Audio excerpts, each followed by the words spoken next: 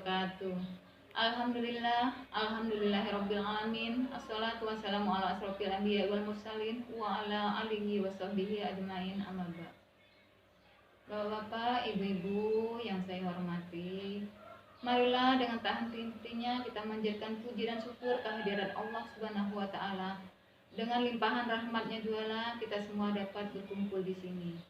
Salawat seiring salam tidak lupa pula semoga selalu tercurah kepada junjungan kita Nabi besar Muhammadin Shallallahu Alaihi Wasallam beserta sahabat, keluarga dan pengikutnya termasuk kita semua hingga hari pembalasan. Amin ya robbal alamin. Bapak-bapak, ibu-ibu, hadirin sekalian, sebelum saya memaparkan tentang modul kita hari ini yaitu stres, pengasuhan dan reaksi otomatis.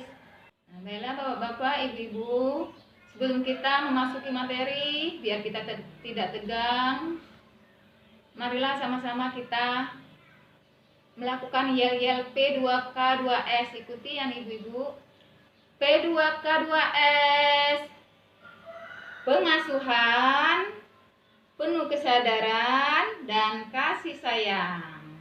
Nah, coba kita ulangi sekali lagi ibu-ibu. Pengasuhan, penuh kesadaran, dan kasih sayang.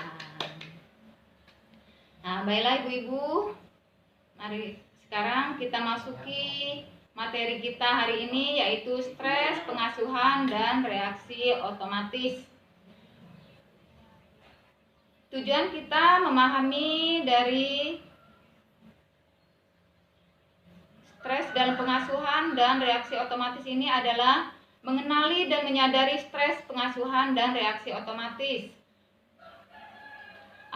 Adapun manfaatnya adalah supaya kita dapat memahami dan mengidentifikasi stres pengasuhan beserta sumbernya. 2. Memahami mekanisme stres pengasuhan. 3. Mengidentifikasi reaksi otomatis dalam situasi pengasuhan yang dirasakan menekan. Nah, dalam modul ini ada 3 bagian yaitu 1. Stres dalam pengasuhan, mekanisme stres pengasuhan, dan reaksi otomatis versus respon penuh kesadaran.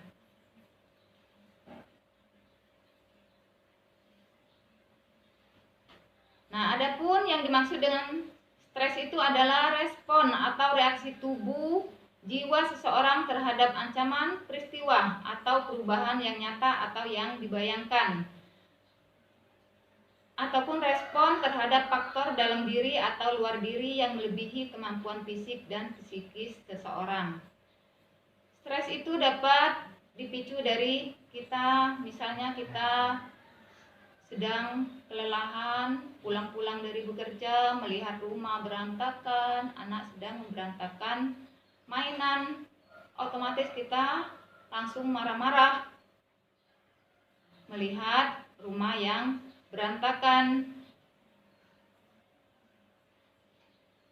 Nah, di sini kalau kita sudah melakukan pola pengasuhan dengan penuh kesadaran, kita tidak akan menimbulkan reaksi otomatis yang dapat menimbulkan anak itu malahan membantah dengan apa yang kita suruh. Nah, adapun stres dari pengasuhan itu dapat timbul dari masalah orang tua pada fungsi internal orang tua sendiri, misalnya kecemasan, ya kelelahan tadi. Nah, yang kedua ditimbulkan dari anak, stres pengasuhan yang muncul terkait atribut anak, misalnya tentang perilaku anak. Yang ketiga bisa juga ditimbulkan dari hubungan orang tua dan anak, misalnya stres pengasuhan yang timbul terkait konflik dalam hubungan orang tua dan anak.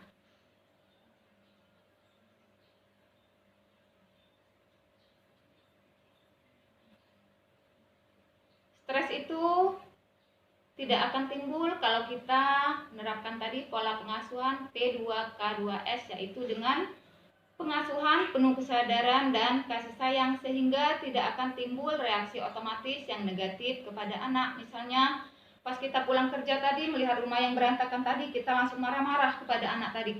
Nah, ini kenapa rumahnya berantakan sekali, mainannya penuh, tidak dibereskan. Ayo sekarang bereskan. Ibu pulang-pulang kerja lihat rumah berantakan.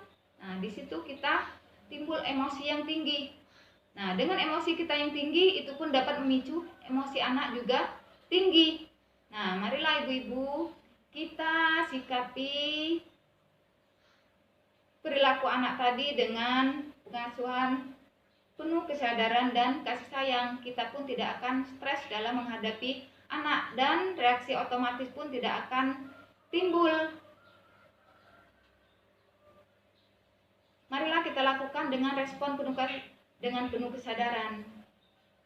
Kita berhenti sejenak untuk menenangkan diri, bukannya langsung marah-marah kepada si anak. Lalu tatap matanya dan upayakan bertanya terlebih dahulu. Nah, ini kenapa? Kok mainannya semua diberantakin?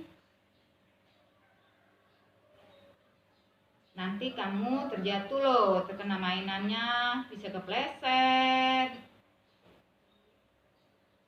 Ayo nak, sekarang diberesin. Kita sama-sama yuk beresinnya. Nah, dengan kita berkata lembut dengan penuh kesadaran tadi, maka respon si anak pun akan baik terhadap apa yang kita bicarakan tadi. Kalau kita dengan marah-marah, dengan emosi yang tinggi tadi, anak malah dia akan membanting mainannya atau malah menangis dan ataupun malah berlari meninggalkan mainannya tadi. Bukannya malah membereskan mainan, malah ia berlari meninggalkan mainannya yang berantakan tadi. Nah, dengan sikap kita yang menanggapinya dengan pengasuhan penuh kesadaran dan kasih sayang tadi, maka reaksi otomatis kita yang negatif pun tidak timbul, yang mengakibatkan anak tadi menjadi tidak mau menuruti apa yang kita suruh. Nah, sekarang kita coba bapak-bapak, ibu-ibu untuk menerapkan dengan pengasuhan penuh kesadaran dan kasih sayang. Ayo nak, mari kita bereskan sama-sama mainannya. Setelah ini baru kita makan. Nanti kalau mainannya berantakan begini, bagaimana kita mau lewat? Nanti keinjak, kakinya sakit, berdarah loh. Nah, tidak mau kan kakinya sakit? Nah, pasti ia akan bilang, iya ma. Nah, dengan lembut begitu, dia bisa mengerti apa yang kita bicarakan. Dia mau menuruti yang kita mau. Mari nak, kita bereskan dulu mainannya sebelum kita makan. Nah, dia akan menuruti kita. Kita pun memberikan contoh, kita ikut membereskan mainan. Dengan begitu dia akan mengikuti kita membereskan mainan tersebut.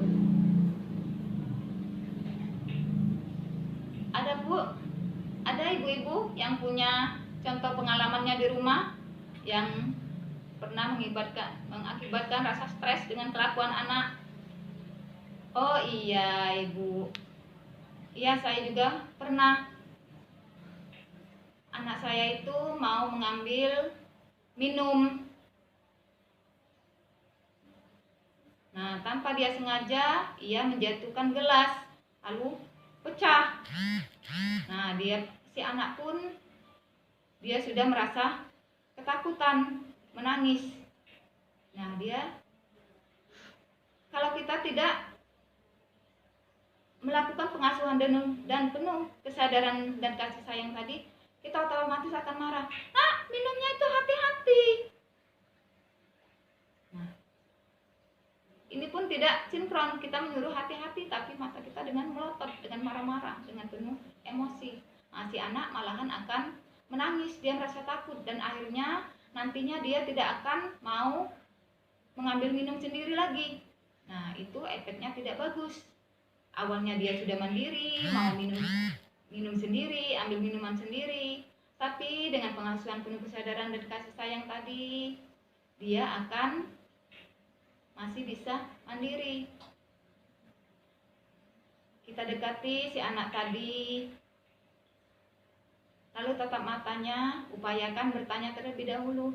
Kenapa nak, ini gelasnya sampai jatuh? Ini mah tangan adek licin. Nah, kita jangan langsung marah-marah. Ya sudah, sekarang adek sana, mama mau bereskan pecahannya. Hati-hati ya dek, nanti kakinya luka. Nah, dengan begitu si anak tidak akan menangis dengan reaksi kita yang penuh kesadaran dan kasih sayang tadi. Kalau kita marah-marah, dia malah akan takut.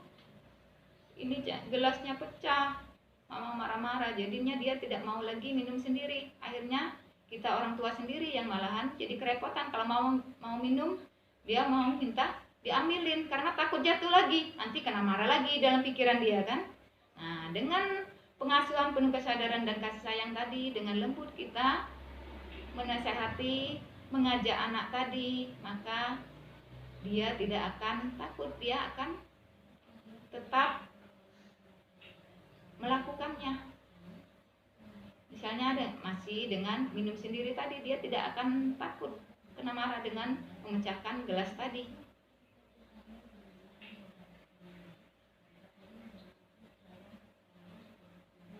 Nah, dengan respon penuh kesadaran ini tidak akan menimbulkan reaksi otomatis yang negatif.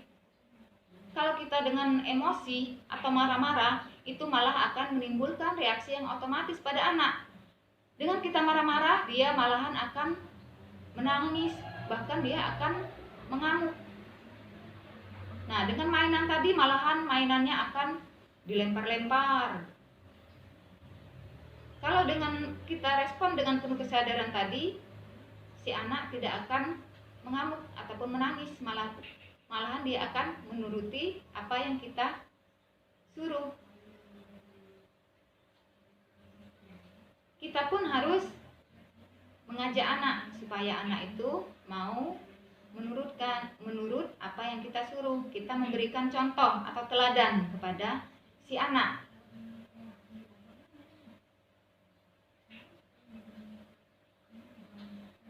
Reaksi otomatis itu akan timbul itu karena dipicu oleh emosi kita yang tinggi. Nah, dengan emosi kita yang tinggi, anak pun akan mengalami emosi yang tinggi juga. Nah, ibu-ibu, ayo ada yang lain lagi pengalamannya di rumah? Oh iya. Nah, ibu-ibu, nanti untuk ini ada penugasan ini sama yang seperti yang saya contohkan tadi, peristiwa yang menimbulkan stres yang kita alami di rumah. Nah, seperti ini ada contoh di sini. Peristiwa yang menimbulkan stres itu adalah kakak mengganggu adik yang baru saja tidur dengan mencubit atau menggigit. Nah, emosi-emosi yang dirasakan, emosi yang kita rasakan ya ibu-ibu, misalnya kita marah atau langsung mencubit.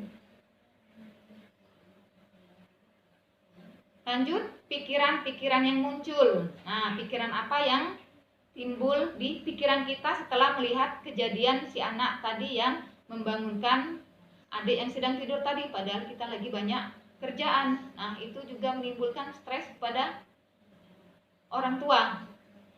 Nah, pikiran-pikiran yang muncul itu kita tuangkan dalam tabel.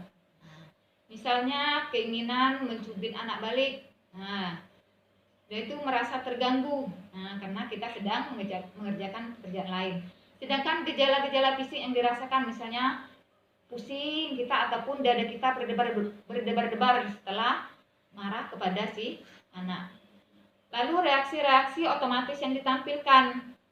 Nah, reaksi otomatis yang timbul dari peristiwa yang dilakukan si anak tadi, yaitu menunjukkan wajah greget dengan si kakak tadi karena telah membangunkan si adik tidur.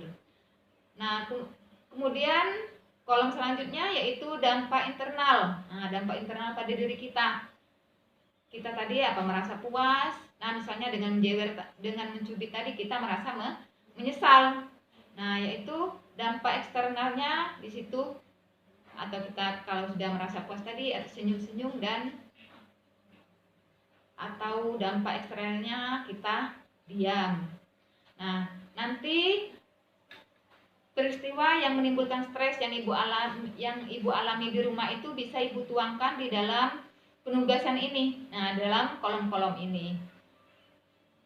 Nah, peristiwa yang menimbulkan stres tadi, nah, dapat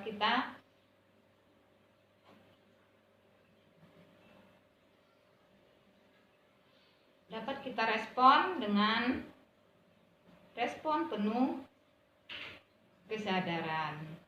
Baiklah ibu-ibu, bapak-bapak, setelah mendengarkan pemaparan ini, marilah kita sama-sama menerapkan pengasuhan penuh kesadaran dan kasih sayang supaya tidak akan menimbulkan stres dalam pengasuhan yang mengakibatkan reaksi otomatis yang negatif pada anak. Marilah kita sama-sama respon dengan penuh kesadaran.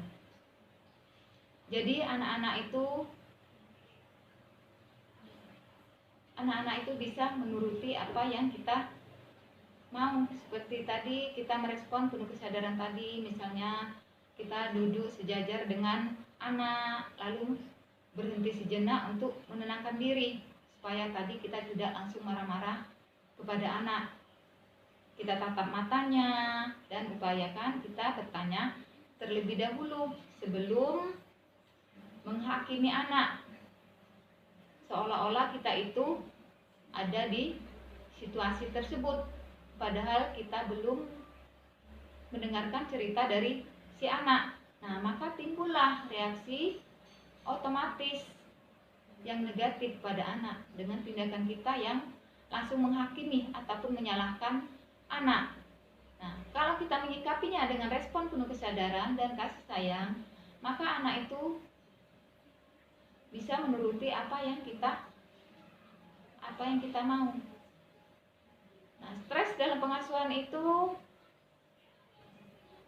akan menimbulkan rasa gimana ya? Kita merasa orang tua ini tidak berhasil dalam mendidik anak. Karena si anak tidak mau menuruti apa yang kita harapkan. Tapi dengan respon penuh kesadaran, mudah-mudahan anak kita akan bisa menyikapi apa yang kita lakukan dengan baik, dapat berkembang sesuai dengan harapan kita. Marilah sama-sama kita menerapkan pengasuhan dengan penuh kesadaran dan kasih sayang. Demikianlah ibu-ibu pemaparan saya pada hari ini. Apa ada yang ingin ditanyakan bapak-bapak, ibu-ibu yang belum paham? Oh ya, baiklah ibu-ibu. Nanti penugasannya kita tuangkan dalam tabel yang seperti saya jelaskan tadi. Kita tulis bapak-bapak, ibu-ibu tulis pengalaman yang pernah terjadi di rumah. Nah, tadi sudah saya contohkan, itu ada yang dapat saya jelaskan pada kesempatan ini. Lebih dan kurang saya mohon maaf. Akhir kata, billahi taufiq wal hidayah. Wassalamualaikum warahmatullahi wabarakatuh.